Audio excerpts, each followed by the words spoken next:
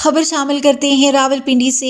ANI news کے نمائندے خصوصی کے مطابق کمشنر راولپنڈی ڈوین لیاقت علی چٹھا نے سیف سٹی پروجیکٹ سائٹ کا دورہ کیا ہے۔ کمشنر راولپنڈی نے تعمیری کام کا تفصیلی جائزہ لیا۔ دورہ کے موقع پر RPO Syed Khurram Ali, deputy commissioner doctor Hasan Waqar Cheema, SC building, project director FW دیگر متعلقہ افسران بھی ان کے ہمراہ تھے۔ کمشنر راولپنڈی ڈوین کا کہنا ہے کہ عمارت کی بیسمنٹ، گراؤنڈ اور فرسٹ فلور کا برق وقت 90% اور پلاسٹرنگ 85% مکمل ہو چکی ہے۔ 13 جنوری کو عمارت میں تعمیری کام مکمل کر کے بقیہ آپریشنز کے لیے سے FW کے حوالے کیا جائے گا۔ لیاقت علی چٹھا نے کہا کہ وزیر اعلیٰ پنجاب کی ہدایات کی روشنی میں سیف سٹی پروجیکٹ راولپنڈی کو فنکشنل کرنے کے لیے 30 جنوری کی ڈیڈ لائن ہے۔ کام پورا کرنے کے لیے ہر ممکن کوشش کی جا رہی ہے۔ سیف سٹی پروجیکٹ راولپنڈی سے امن عامہ میں بہتری آئے گی اور شہریوں میں احساس تحفظ بڑھے گا۔ اس پروجیکٹ کے ذریعے راولپنڈی شہر میں ڈیجیٹل انٹیلیجنس قائم ہوگی۔